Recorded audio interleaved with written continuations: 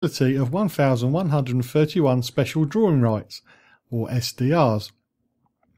The value of an SDR is based on a basket of international currencies, and the calculation is made daily by the International Monetary Fund, and you can find out more at www.imf.org, and it's approximately £1,070 at the minute. These are claims per passenger, and there are time limits on making any claim. However, the airline is not liable if it can prove that it took all necessary steps, or that it was impossible to take such measures. There are no set rules for how airlines must assess baggage claims. For delayed baggage or luggage, some airlines offer immediate one-off payments for a set amount to cover emergency purchases, such as toiletries or underwear. Some will pay a set amount per day, up to a maximum number of days. Others will not make cash payments at the time, but prefer to reimburse expenditure on essential items on seeing receipts. The general principle is to cover essential, unavoidable expenditure resulting from the delay in the delivery of the baggage.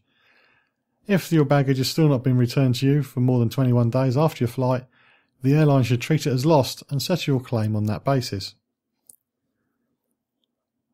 They seem to be going between luggage and baggage here. As far as I understand, baggage is your hand luggage and luggage is your checked luggage. But that's just the way I look at it. So we're talking about stuff you check in. The Montreal Convention requires airlines to treat as a bag as lost after 21 days, as just mentioned. In assessing your claim, an airline may well ask for a list of the items that were in the missing bag, and possibly for original receipts.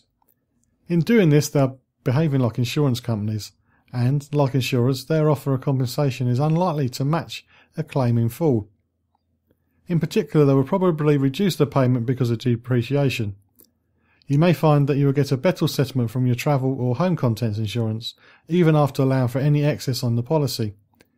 If you claim on an insurance policy, it is likely that your insurer will reclaim the money from your airline or its insurer.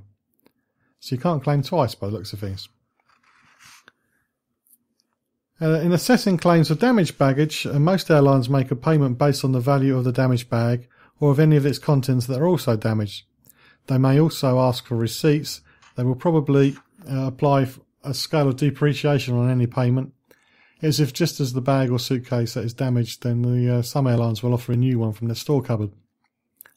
I did have a suitcase damaged during transit way before I was in the travel business. I didn't understand that I was entitled to some compensation, and I wish I'd known. I would have got a new case. So it's very important you pay attention to this.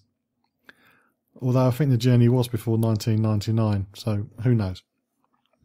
When you make a claim, you should report any mishandled baggage problems to the service desk in the baggage collection hall before you leave the airport. It's not a legal requirement for you to do so, but it may be difficult to make a claim if you do not. When you report a baggage problem to the airport, the airline or its agent, and there may not be separate service desks for every airline, they should make out a Property Irregularity Report, or PIR, and give you a copy. The airline will want to see the PIR when making a claim, but it's not a legal requirement to have a PIR, and an airline should not simply dismiss your claim because you don't have one. The PIR does not itself constitute a formal claim. You will need to write to the airline within a certain time limits, enclosing a copy of the PIR if you have one. The Montreal Convention states that claims should be made to an airline in writing within specified time limits, and the limits are: if it's damaged baggage, within 7 days of receipt of the bags; delayed baggage, 21 days from delivery; and lost baggage, there's no time limit specified. However, the UK ECC advised to make a complaint as soon as possible after the airline declared the bag lost, or after 21 days from the flight. If this is something you have a problem with at the moment or in the future, you can find out more by contacting the UK ECC on 01268 886690 for further advice. And as always, facebook.com/John Guinn Travel Show will have a link to the UK ECC, and I'll also put a link to this blog so you can understand it clearer than by reading it yourself rather than me trying to read it out.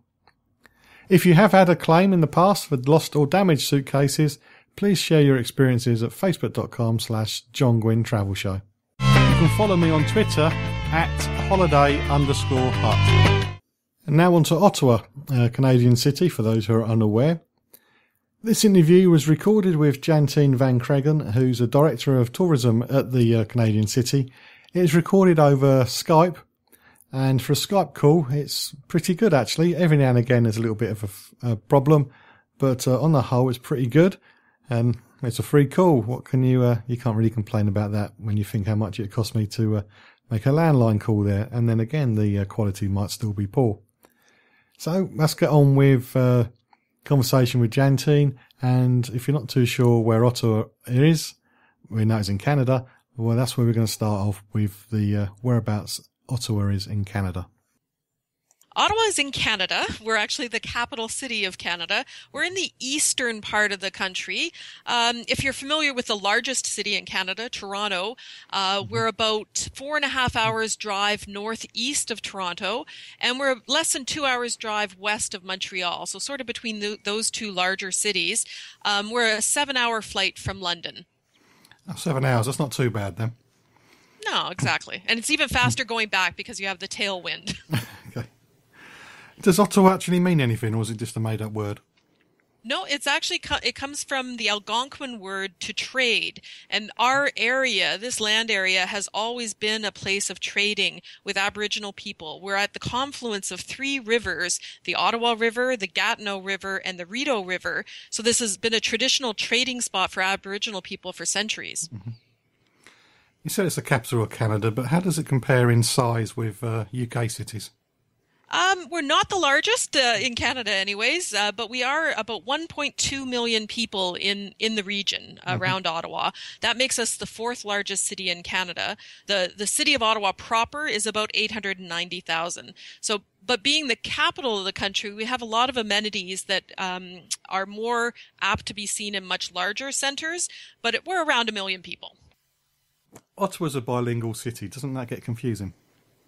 Not necessarily. I mean, you do see some repetition when you hear public announcements and whatnot. Mm-hmm. But we look at it as a great way to practice your French. If you've got some maybe high school French that you've been meaning to brush off, it's not intimidating. If you go to our museums, for instance, you'll see all the information and all the programming presented in both English and French. So if you're feeling adventurous, you can read the French first. But if you miss something, if you don't understand something, then it's always there in English as well. I struggle with both, but I'm sure I'll be okay with the English. You think about Canada, you think of snow and cold, but what is the weather like in Ottawa? Well, we really do have 4 distinct seasons, and there's no sugarcoating it. We do get cold in the winter, and in fact, this past winter has been exceptionally cold and frosty, which is great for winter sports enthusiasts. So the people who were snowshoeing or ice skating on the world's largest ice skating rink, the Rideau Canal in downtown Ottawa, which is 4.8 miles long. They set a record for the most days open, consecutive days open. They were open 59 days where you could skate on the canal. But that's the winter.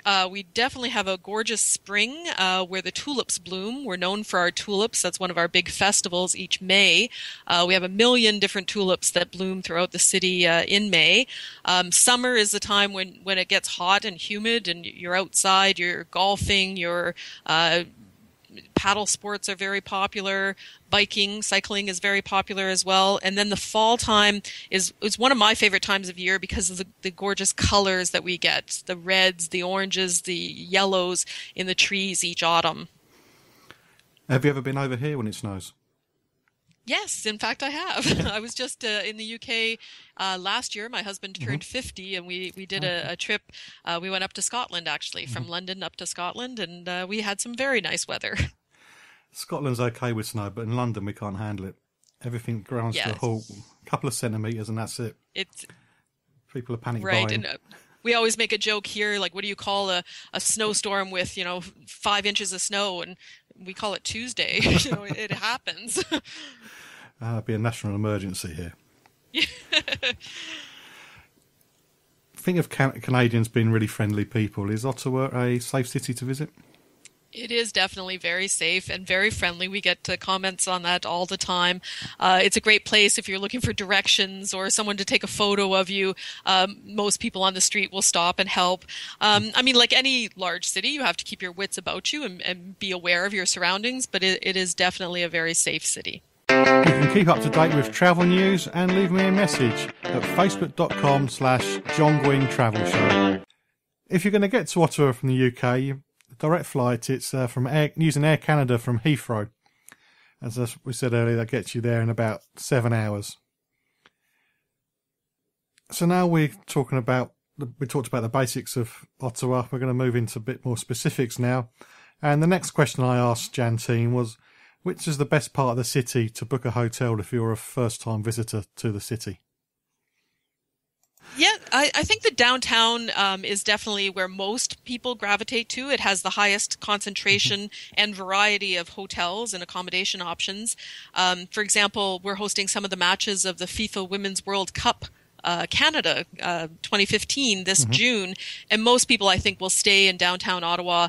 They can walk or cycle to the stadium that's hosting the events. There's public transit as well, but most major attractions would be downtown, and we do have a very compact downtown. So again, if you're strolling, you can get there easily, or it's a quick cab ride, or a taxi ride. It's not a 6-day adventure to get across the city.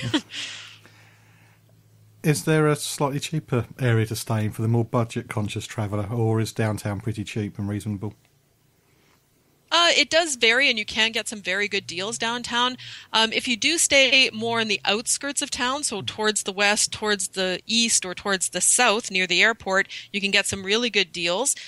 One other tidbit or tip that I would share is we have a lot of suite hotels in Ottawa.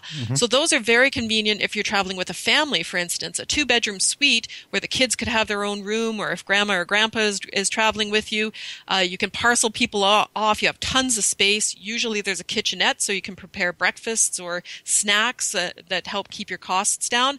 And that's a really affordable way of traveling if you look into the suites. Yeah, I do like the idea of the suites. When I used to be a travel agent and doing families, it used to be like every hotel in Spain seems to be completely unfamily friendly because they've got to separate everybody out. But suites, that's the way to go. Definitely. Especially if you're a couple and you have a row. Yeah. Well, I like having the 2 televisions as well. So, if you want to watch sports on one and something else on another, you don't have as many arguments, I find. Yes, that'd be a good idea as well. How do the hotel prices and the cost of living in Ottawa compare to New York and London? We're very economical compared to a lot of major cities.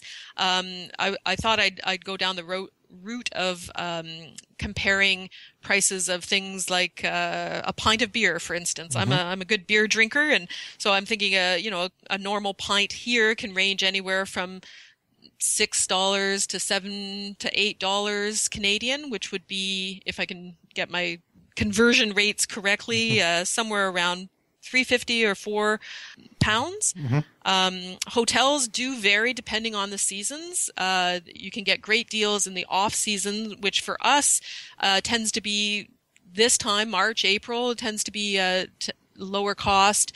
November, even December can be very reasonable. Our highest peak season, if you will, in terms of hotel rates would tend to be May and June. Again, because the weather's getting nice, but there's still a lot of business travel happening at that time. We have the Tulip Festival that I mentioned earlier that's very popular in May.